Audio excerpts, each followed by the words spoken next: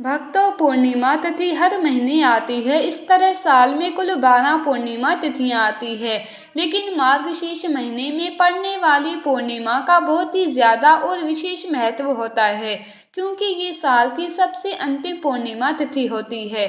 भक्तों, आज के इस वीडियो में बात करने वाले हैं मार्गशीर्ष मास में पड़ने वाली पूर्णिमा तिथि के बारे में। मार्गशीर्ष मास की पूर्णिमा तिथि कब है? इस बार इसको लेकर बहुत ही ज्यादा कंफ्यूजन की स्थिति बनी हुई है। आज हम आपका कंफ्यूजन बिल्कुल दूर करेंगे। आज के इस वीडियो में जानेंगे कि पूर्णिमा तिथि कब है, 14 दिसंबर या 15 दिसंबर। पूर्णिमा तिथि कब प्रारंभ हो रही है, कब समाप्त हो रही है, पूजा का शुभ मुहूर्त क्या रहेगा, पूजा विधि और इस दिन किए जाने वाले 3 विशेष कार्यों के बारे में हम आपको बताएंगे। और पूर्णिमा के दिन किन बातों का ध्यान रखना चाहिए, किन नियमों का पालन करना चाहिए और कौन सी वे गलतियां हैं जो पूर्णिमा के दिन भूल से भी नहीं करनी चाहिए। क्योंकि देखिए, पूर्णिमा तिथि पितरों को समर्पित होती है और इसीलिए अगर हम पूर्णिमा तिथि पर कोई भी गलती करते हैं, कोई भी ऐसा कार्य करते हैं जो पूर्णिमा के दिन हमें नहीं करना चाहिए, तो इससे हमें पितरों की कृपा प्राप्त नहीं होती है। पितरों को कष्ट होता है तो हमारे जीवन में परेशानियां बढ़ती हैं, दुख बढ़ते हैं, कष्ट बढ़ते हैं और सभी प्रकार के हमारे कार्यों में बाधाएं आती हैं। चाहे संतान प्राप्ति हो या फिर धन प्राप्ति हो या विवाहित या और कोई समस्या हो, ये सभी कार्य आपके बाधित हो जाते हैं। इससे आपको पितृदोष लग सकता है। इसीलिए पूर्णिमा तिथि पर कुछ विशेष बातों का ध्यान रखना बहुत जरूरी होता है। साथ ही जानेंगे कि पूर्णिमा के दिन वो कौन से कार्य हैं जो हमें जरूर करने चाहिए और कौन से वो कार्य हैं जो हमें भूल से भी नहीं करना चाहिए, और सुहागिन महिलाओं को किन बातों का ध्यान रखना चाहिए। तो आज की इस वीडियो में हम आपको संपूर्ण जानकारी देंगे, तो आप पूरा वीडियो अवश्य देखें। लेकिन वीडियो को शुरू करने से पहले आपसे अनुरोध है कि इस वीडियो को लाइक करें, चैनल को सब्सक्राइब करें और कमेंट बॉक्स में जय माता लक्ष्मी जरूर लिखें। और अपने फायदे के लिए, अपनी गरीबी दूर करने के लिए इस वीडियो को पूरा देखकर जाना। देखिए भक्तों, हिंदू धर्म में पूर्णिमा की तिथि बेहद खास मानी जाती है। इस दिन स्नान दान करने का विशेष विधान है। मान्यता है कि पूर्णिमा तिथि पर स्नान दान करने से शुभ फलों की प्राप्ति होती है। इसके साथ ही इस दिन व्रत रखकर भगवान सत्यनारायण की पूजा की जाती है और कथा सुनी जाती है। कहा जाता है कि ऐसा करने से घर में सुख शांति और समृद्धि आती है। वहीं अगर संभव हो तो इस दिन गंगा या किसी पवित्र नदी में स्नान करना चाहिए। माना जाता है कि ऐसा करने से पापों से छुटकारा मिलता है। ऐसे में आइए जानते हैं साल की आखिरी पूर्णिमा कब मनाई जाएगी। साथ ही जानिए इस दिन स्नान दान का शुभ मुहूर्त क्या रहेगा। ज्योतिषियों की अगर माने तो अमावस्या और पूर्णिमा तिथि पर भगवान शिव और भगवान विष्णु की पूजा करने से कुंडली में अशुभ ग्रहों के प्रभाव और दोषों से मुक्ति मिलती है। साथ ही दुर्भाग्य भी सौभाग्य में बदल जाता है। अगर आप भी अपने पूर्वजों का आशीर्वाद चाहते हैं तो अमावस्या के दिन आपको अपने पितरों के लिए तर्पण अवश्य करना चाहिए। आइए सबसे पहले जान लेते हैं साल 2024 में मार्गशीर्ष मास की पूर्णिमा तिथि कब है, स्नान दान कब किया जाएगा और स्नान दान और पितृ तर्पण के मुहूर्त के बारे में। हिंदू पंचांग के अनुसार साल 2024 की आखिरी पूर्णिमा 15 दिसंबर को मनाई जाएगी। ये मार्गशीर्ष महीने की पूर्णिमा होगी। पंचांग के अनुसार ये तिथि 14 दिसंबर की दोपहर 4:58 से शुरू होगी और 15 दिसंबर को दोपहर 2:31 पर खत्म होगी। ऐसे में उदया तिथि के हिसाब से पूर्णिमा का व्रत और पूजा 15 दिसंबर को ही होगी। पूर्णिमा के दिन चंद्र उदय का समय क्या रहेगा। मार्गशीर्ष पूर्णिमा के दिन चंद्र उदय का समय शाम 5:13 तक है। भक्तों, मार्गशीर्ष पूर्णिमा 2024 स्नान दान का शुभ मुहूर्त क्या रहेगा। मार्गशीर्ष पूर्णिमा के लिए स्नान दान का शुभ मुहूर्त 15 दिसंबर को सुबह 5:17 से सुबह 6:12 तक रहेगा। इसके बाद सुबह 11:56 से दोपहर 12:37 तक अभिजीत मुहूर्त विद्यमान रहेगा। चलिए भक्तों, अब हम जान लेते हैं कि पूर्णिमा के दिन क्या करें क्या ना करें।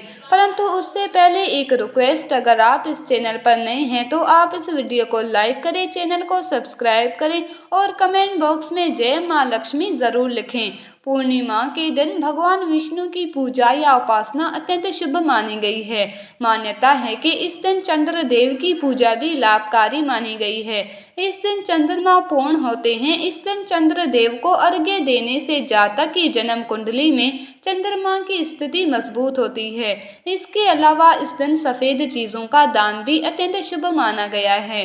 भक्तों, पूर्णिमा के दिन किए गए दान से पितर तृप्त हो जाते हैं। तो इस मौसम में काम आने वाली जो भी जरूरी चीजें हैं उनका दान आप कर सकते हैं। जैसे आप तिल का दान या गर्म वस्त्रों का दान भी कर सकते हैं, पके हुए भोजन का दान कर सकते हैं या कच्चे अनाज का दान कर सकते हैं। पूर्णिमा के दिन काली चींटियों को शक्कर मिला हुआ आटा खिलाने से पाप कर्मों का क्षय होता है। अमावस्या के दिन प्रातः सूर्य भगवान को अर्घ्य देना चाहिए। अर्घ्य देते समय तांबे के लोटे में लाल सिंदूर, लाल फूल व काले तिल डालना शुभ होता है। इसी दिन आपको स्नान, दान इत्यादि सभी नियम पालन करने हैं। तो भक्तों, आज के दिन अगर आप कुछ बातों का ध्यान रखते हैं, कुछ चीजों का दान करते हैं तो सभी प्रकार के दोषों से भी मुक्ति मिलती है। भक्तों, अब बात करते हैं कि हमें पूर्णिमा के दिन क्या करना चाहिए और क्या नहीं करना चाहिए। तो देखिए, पूर्णिमा तिथि है और शास्त्रों के अनुसार इस दिन प्रातःकाल जल्दी उठकर पवित्र नदियों में स्नान करना चाहिए। तो अगर आप जा सकते हैं किसी पवित्र नदी में स्नान करने, तब तो बहुत अच्छी बात है। नहीं तो अपने घर में भी गंगा जल मिश्रित जल से स्नान कर सकते हैं। लेकिन स्नान करने से पहले घर की थोड़ी सी साफ सफाई कर लीजिए तो बहुत अच्छा रहेगा। पितरों के लिए, पितरों की कृपा पाने के लिए और शास्त्रों के अनुसार चौखट पर पितरों का वास माना गया है। इसीलिए चौखट हमको साफ रखनी चाहिए और वहां पर स्नान करने के बाद एक दीपक अवश्य प्रज्वलित कर दीजिए। आज घर के मुख्य द्वार पर दीपक प्रज्वलित करने से सभी प्रकार की नकारात्मक ऊर्जा भी दूर होती है। पितृ आपसे प्रसन्न होते हैं, आशीर्वाद देते हैं। तो आपके घर में जो भी रुके हुए कार्य होते हैं वे पूर्ण होते हैं। और इसीलिए सुबह स्नान करने के बाद आप घर पर एक सरसों के तेल का दीपक प्रज्वलित कर दीजिए। दीपक आपको प्रज्वलित करना है और घर का कोई भी सदस्य प्रज्वलित कर सकता है। जरूरी नहीं है कि घर की महिलाएं ही करेंगी, कोई भी सदस्य प्रज्वलित कर सकता है। और हाँ, आज के दिन पवित्र नदियों में स्नान करने का विधान है। तो देखिए, सबके लिए ऐसा संभव नहीं है कि किसी भी पवित्र नदी में जाकर स्नान कर पाए। तो ऐसे में आप अपने घर में भी गंगा जल और काले तिल मिलाकर उस जल से स्नान करें। और हाँ, घर में बच्चे हो, बड़े हो या फिर बुजुर्ग हो, सभी के लिए इसी प्रकार से जल तैयार करना है। मतलब जल में आपको गंगा जल और काले तिल जरूर मिलाना है। अगर इस प्रकार से स्नान करते हैं तो परिवार का दुर्भाग्य दूर होता है। सभी परिवार के सदस्यों के ऊपर किसी भी प्रकार का ग्रह दोष हो तो वह दूर हो जाता है। इस नियम का पालन प्रत्येक व्यक्ति को जरूर करना चाहिए। और स्नान करने के बाद भगवान सूर्य देव को जल अर्पित करें। आप जल में अगर थोड़े से काले तिल मिलाकर जल अर्पित करते हैं तो ये बहुत ही अच्छा होगा। इससे सभी प्रकार के बुरे ग्रह दोषों से आपको मुक्ति मिलती है। और किसी भी प्रकार के क्षण जनित पीड़ा हो तो इससे भी मुक्ति मिलती है। और भगवान सूर्य देव को जल अर्पित करने के बाद आप तुलसी में थोड़ा सा कच्चा दूध अवश्य अर्पित कीजिए। इसके बाद आप अपने घर के मंदिर में जो भी नित्य की पूजा है वो कर लें। और हाँ, आज पीपल की पूजा का विशेष महत्व होता है। तो घर के आसपास अगर पीपल का वृक्ष हो तो वहां जाकर आप जल में थोड़े से काले तिल मिलाकर और पीपल की जड़ में अर्पित कीजिए। और इसके बाद धूप दीप करके पीपल की पूजा कर लीजिए। और हाँ, संध्या काल में पीपल के पास दीपदान अवश्य करना चाहिए। तो एक मिट्टी का दीपक या फिर आप चाहे तो आटे का दीपक बना सकते हैं। उसमें सरसों का तेल डाल दीजिए और एक लंबी बाती डालकर और अपने पितरों का मन में ध्यान करते हुए दीप प्रज्वलित कीजिए।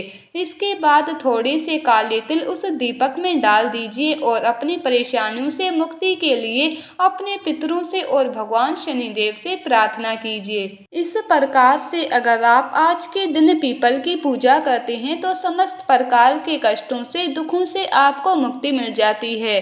आज के दिन अगर आप पीपल की पूजा करते हैं, पीपल में दीपदान करते हैं, जल अर्पित करते हैं तो इससे बहुत अधिक पुण्य फल प्राप्त होता है और सभी प्रकार के कष्टों से, दुखों से आपको मुक्ति मिलती है। अब मान लीजिए कि आपके घर के आसपास कोई पीपल का वृक्ष ना हो तो ऐसे में क्या करें? देखिए, घर के आसपास कोई शनि मंदिर में भी आप जाकर थोड़ा सा तेल अर्पित कर सकते हैं। शनिदेव पर आप दीप दान कर सकते हैं और मान लीजिए कि आपके घर के आसपास शनिदेव का मंदिर भी ना हो, पीपल का वृक्ष भी ना हो तो ऐसे में क्या करें? तो ऐसे में आपके घर के आसपास भगवान भोलेनाथ का मंदिर तो अवश्य ही, शिवालय तो हर जगह उपलब्ध होता है। तो ऐसे में अगर आपके घर के आसपास शिव मंदिर हो तो वहां जाकर भगवान भोलेनाथ के ऊपर काले तिल जल में मिलाकर अर्पित कर दीजिए और विधि विधान से भगवान शिव की पूजा आराधना कीजिए, वहां पर दीपदान कीजिए तो इससे भी आपके समस्त प्रकार के जो ग्रह दोषों से मुक्ति मिल जाती है। सुहागिन महिलाओं के लिए पूर्णिमा तिथि पर एक बहुत जरूरी नियम है जिसका पालन आपको करना चाहिए। अमावस्या तिथि और पूर्णिमा तिथि ये दो ऐसी तिथियां हैं जिस दिन भूल से भी सुहागिन महिलाओं को बाल नहीं धोना चाहिए, क्योंकि धार्मिक मान्यता के अनुसार सुहागिन महिलाएं अगर अमावस्या तिथि पर बाल धोती है या पूर्णिमा तिथि पर बाल धोती है तो इससे पति कष्टों में घिरे रहते हैं, पति की उम्र घटती है और दुर्भाग्य का सामना आपको करना पड़ता है।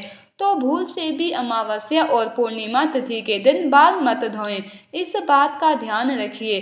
भक्तों, आपको ये वीडियो कैसा लगा हमें कमेंट में ज़रूर बताएं। अगर आप माता लक्ष्मी के सच्चे भक्त हैं, आप माता लक्ष्मी का प्रेम, प्यार, आशीर्वाद पाना चाहते हैं और चाहते हैं कि माता लक्ष्मी का आपके घर में वास हो और आप माता लक्ष्मी को प्रसन्न करना चाहते हैं तो जल्दी से वीडियो को लाइक करके चैनल को सब्सक्राइब करें और कमेंट बॉक्स में जय माँ लक्ष्मी ज़रूर लिखें, जिससे अगली आने वाली वीडियो आप तक पहुंच सके। धन्यवाद भक्तों, फिर मिलेंगे कल अगली नई वीडियो के साथ।